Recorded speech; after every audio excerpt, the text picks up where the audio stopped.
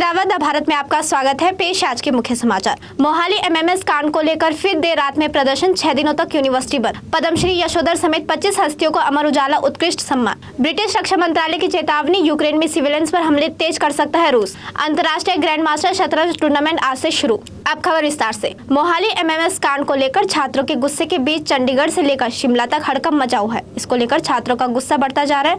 Video leak में अभी तक आरोपी छात्र समेत 3 की गिरफ्तारी हुई है। 24 सितंबर यानी 6 दिनों तक के लिए चंडीगढ़ यूनिवर्सिटी को बंद कर दिया गया है। इस घटना को लेकर शनिवार के बाद रविवार की देर रात तक यूनिवर्सिटी के बाहर विरोध प्रदर्शन हुआ। पुलिस के काफी मान मनोबल के बाद ज्यादातर छात्र वापस घर लौट गए। हालांकि कुछ छात्र रात भर धरने पर बैठे रहे। पंजाब पुलिस के डीजी जीएस भुल्लर ने खुद प्रदर्शनकारी छात्रों के साथ बातचीत कर मामले को शांत करवाने का प्रयास किया। उन्होंने कहा कि विश्वास जरूरी है और कानून का पालन किया जा रहा है। उन्होंने कहा, हम आपके पास आते रहेंगे और विश्वास आवश्यक है। एएनआई से बात करते हुए डीजी भुल्लर ने कहा कि पहले संवाद की कमी थी और पुलिस उसकी भरपाई का प्रयास कर रही है। दूसरी तरफ बीजेपी नेता सोनाली फोगाट मर्डर केस की जाँच कर रही सीबीआई की टीम आज सुधीर सांगवान और सुखविंदर सिंह से पूछताछ कर सकती है। इस समय दोनों जेल में बंद है, एप्लीकेशन लगा सकती है। अभी कुछ गवाहों के बयान बाकी है। ऐसे में आज सीबीआई की टीम उनके बयान भी दर्ज करेगी। रविवार को सीबीआई की टीम कर्लिस नाइट क्लब पहुंची थी। वहां सीबीआई टीम करीब 2 घंटे तक रही और पूरे नाइट क्लब की 3D मैपिंग की गई।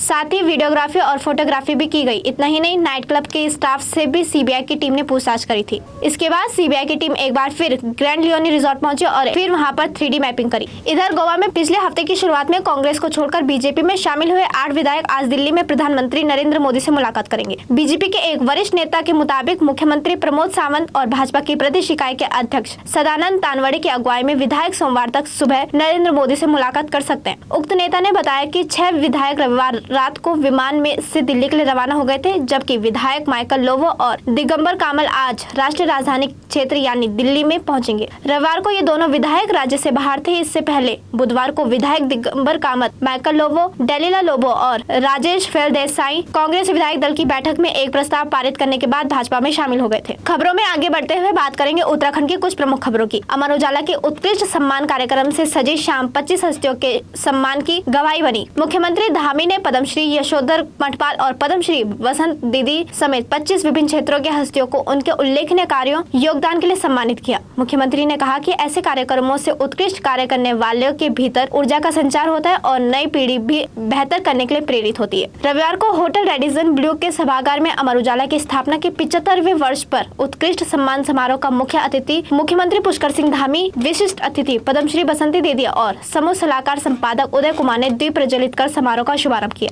दूसरी तरफ G20 सम्मेलन की मेजबानी इस बार भारत को मिली है। सम्मेलन में देश दुनिया से आने वाले अतिथियों का मान उत्तराखंड के उत्पाद भी बढ़ाएंगे। विदेश मंत्रालय ने राज्य के कई उत्पादों का सर्वे लिया। जल्द ही मंत्रालय की ओर से उत्पादों का अंतिम चयन किया जाएगा। विदेश मंत्रालय ने G20 सम्मेलन के लिए सभी राज्यों से विशेष स्थानीय उत्पादों की सूची मांगी थी। दिल्ली में राज्यों की ओर से अपने उत्पादों को प्रस्तुत किया गया। उत्पादों के चयन के लिए प्रधानमंत्री के प्रमुख सचिव PK मिश्रा की अध्यक्षता में कमेटी भी गठित की गई, जिसने प्रस्तुत उत्पादों का सर्वे किया। अब वक्त एक छोटी सी ब्रेक का, फिर लौटेंगे। ITM हमारा, इसमें बहती ज्ञान की गंगा है, इसमें रहती प्रेम की यमुना है, सिद्धांतों का उच्च हिमालय है, भक्ति सिखाता एक तिरंगा है, गुरुकुल जैसा प्यारा ये ITM हमारा, सच्चे सपनों सा प्यारा ये ITM हमारा, ITM हमारा, ये इंस्टीट्यूट हमारा, सच्चे सपनों सा प्यारा ये ITM हमारा, ITM हमारा, ये इंस्टीट्यूट हमारा, सच्चे सपनों सा प्यारा ये ITM हमारा। ब्रेक के बाद एक बार फिर से खबरों में आपका स्वागत है। टनकपुर पिथौरागढ़ राष्ट्रीय राजमार्ग अधिकार पूरे 45 घंटे तक रविवार शाम 6 बजे तक पूरी तरह खुल गया। इसी के साथ वाहनों की आवाजाही शुरू हो गई। भारतोली, स्वाला और 8वें मील के मलबे को भारी मशक्कत के बाद हटाया जा सका। वहीं दिन में राजमार्ग बंद होने के कारण रोडवेज के लोहाघाट डिपो ने खेतीखाल देवीधुरा के वैकल्पिक मार्ग से 5 बसों का संचालन किया। भारतोली 8वें मील पर मलबा आने और स्वाला में 30 मीटर सड़क बहने में शुक्रवार रात करीब 9 बजे से NH पर आवाजाही पर ब्रेक लग गया था। DM नरेंद्र सिंह भंडारी अधिकारी ने मौका मुआयने पर काम तेजी से करने के निर्देश दिए। खबरों में आगे बढ़ते हुए बात करेंगे अंतर्राष्ट्रीय खबरों की। यूक्रेन और रूस के बीच चल रहे युद्ध को काफी अंतराल बीत चुका है। 6 महीने से ज्यादा समय से चल रहे इस युद्ध में यूक्रेन ने रूस को कड़ी टक्कर देते हुए रूस के सैनिकों द्वारा हथियाए गए खार्किव सहित कई इलाकों पर कब्जा जमा लिया है। मंत्रालय ने एक ऑनलाइन ब्रीफिंग में कहा कि पिछले 7 दिनों में रूस ने नागरिक बुनियादी वाले ढांचे पर अपनी नजर तेज कर दी है। अब वह नागरिक ठिकानों पर भी हमले कर सकता है। पिछले कुछ दिनों में यूक्रेन के सैनिकों द्वारा किए गए हमले में असफलताओं का सामना करना पड़ा है। अब रूस उन जगहों पर हमले करेगा जो सीधे यूक्रेन के लोगों और वहां के सरकार के मनोबल को कमजोर करने में कामयाब होगा।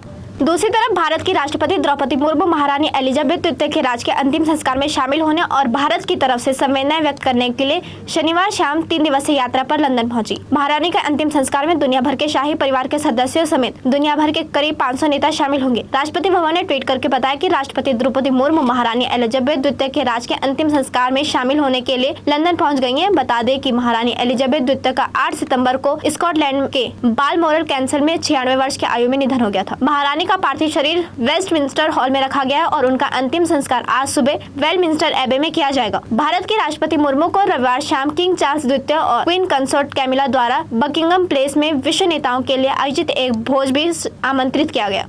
खबरों में आगे बढ़ते हुए बात करेंगे खेल जगत की। आज का दिन सिर्फ छत्तीसगढ़ के लिए नहीं पूरे भारत के लिए काफी खास है। आज भारत के और रूस सहित 15 देशों के 500 से अधिक खिलाड़ी छत्तीसगढ़ के रायपुरम में 19 सितंबर 2022 यानी आज से शुरू होने वाले अंतर्राष्ट्रीय ग्रैंड मास्टर शतरंज टूर्नामेंट में भाग लेंगे। आयोजकों ने शनिवार को बताया कि वह इस टूर्नामेंट का आयोजन छत्तीसगढ़ सरकार के एक खेल एवं युवा कल्याण विभाग, अखिल भारतीय शतरंज महासंघ और छत्तीसगढ़ ओलंपिक संघ के संयुक्त तत्वाधान में किया जा रहा है। इसमें जीत दर्ज कराने के लिए खिलाड़ियों को छत्तीसगढ़ से मुख्यमंत्री ट्रॉफी और नकद धनराशि देकर पुरस्कृत करेंगे। उन्होंने बताया कि यह हमारे लिए खास मौका है कि पहली बार इस स्तर की प्रतियोगिता का आयोजन यहाँ हो रहा है। अब तक रूस, Ukraine, Georgia, Mongolia, America, Poland और कोलंबिया, ईरान, श्रीलंका सहित 15 देशों से भाग लेने वाले खिलाड़ियों का रजिस्ट्रेशन यहाँ के लिए हो चुका है। दूसरी तरफ रणवीर कपूर और आलिया भट्ट की फिल्म ब्रह्मास्त्र बॉक्स ऑफिस पर धमाल मचा रही है। फिल्म को रिलीज हुए 10 दिन हो गए हैं मगर इतनी कमाई की रफ्तार कम होने का नाम नहीं ले रही। रणवीर आलिया की ब्रह्मास्त्र अब 200 करोड़ के क्लब में शामिल हो चुकी है। दूसरे रविवार को फिल्म के कलेक्शन में 15% तक उछाल आया है। इस फिल्म के 250 करोड़ के क्लब में शामिल होने का इंतजार किया जा रहा है। आयन मुखर्जी के डायरेक्शन में बनी ब्रह्मास्त्र को मिक्स रिव्यू मिले हैं। अब फिल्मों का 10वें दिन का कलेक्शन सामने आ गया है। ब्रह्मास्त्र का दूसरे हफ्ते भी ट्रेंड छाया हुआ है। इस फिल्म को दुनिया भर में पसंद किया जा रहा है। फिल्म ने दूसरे हफ्ते में 40 करोड़ से ज्यादा का बिजनेस किया है। इसी के साथ आज के समाचार समाप्त हुए। धन्यवाद।